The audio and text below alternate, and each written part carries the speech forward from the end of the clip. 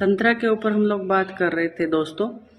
तो जब मैं उनसे पूछती हूँ कि आप तंत्रा के बारे में क्या जानते हो, लोगों को तंत्रा के बारे में मिथ्स है, बहुत सारे मिथ्स हैं कि वहां पर कोई पार्टनर आपको मिलेगा, जाते ही जैसे आप जाओगे वहां पे तो तुरंत आपको एक पार्टनर दे दिया जाएगा और वहां पे आपको कुछ इंटीमेट मेडिटेशन करवाई जाएंगी, और भी इससे आगे की भी सोचते हैं लोग तंत्रा के बारे में।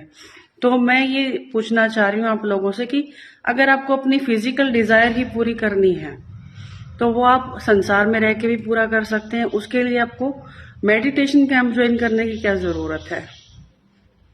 तंत्रा एक बहुत ही हाई लेवल की सेक्रेड लव की स्थिति है जिसमें मस्कुलिन और फेमिनाइन एनर्जी वननेस फील करते हैं, और वो भगवान शिव और शक्ति के द्वारा दिया गया ध्यान है, और भगवान शिव और शक्ति ही हो जाते हैं उसमें जो ध्यान करने वाले लोग होते हैं।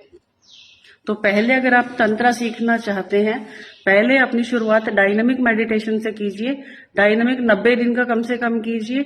जब 90 दिन का डायनामिक मेडिटेशन आपका हो जाए तो उससे आपके अंदर की जितनी भी ग्रंथियां हैं, जो भी आपके पास्ट ट्रॉमाज हैं, चाइल्डहुड ट्रॉमाज हैं, रिलेशनशिप को लेकर के आपके अंदर किसी तरह की कोई नेगेटिविटी है, जब वो सारी रिलीज हो जाएगी उसके बाद बोर्न अगेन कीजिए, नो माइंड मेडिटेशन कीजिए, नादब्रह्म मेडिटेशन कीजिए। जब आपके अंदर एक स्थिरता आनी शुरू हो जाए, आपकी श्वासों में एक लयबद्धता आनी शुरू हो जाए, तब आप तंत्रा के बारे में बात कर सकते हैं। तब भी आप तंत्रा सीखने के पात्र नहीं होते हैं। पात्रता पाने के लिए कम से कम आपको 10 से 12 साल आपको पहले रगड़ना पड़ेगा अपने आप को, पूरी तरह से ध्यान के भीतर जाना पड़ेगा, आपको उतरना पड़ेगा। बातें करने से कुछ नहीं होगा कि मैं तंत्रा सीख जाऊंगा, अभी मैं बस तंत्रा का मास्टर बन जाऊंगा, और आजकल बिजनेस चल रहा है तंत्रा के नाम पे। तो इन सब चीजों से अपने आप को बचाइए। जीवन एक बार मिला है, अगली बार जीवन मिलेगा या नहीं मिलेगा कोई पता नहीं है। तो फालतू की चीजों पे, आर्टिफिशियल चीजों के ऊपर अपने आप को इन्वेस्ट मत कीजिए, अपनी एनर्जी को इन्वेस्ट मत कीजिए। आप बहुत कुछ, आप परमात्मा का स्वरूप है, अपने आप को परमात्मा से कम मत मानिए। तो हो सके जो भी तंत्रा में सीखने में इंटरेस्टेड हैं जो लोग, मैं तो तंत्रा नहीं सिखाती हूँ, तंत्रा मैं अपने आप को मानती नहीं हूँ कि मैं तंत्रा सिखाने की मेरी पात्रता है, तो इस वजह से मैं तंत्रा नहीं सिखाती हूँ।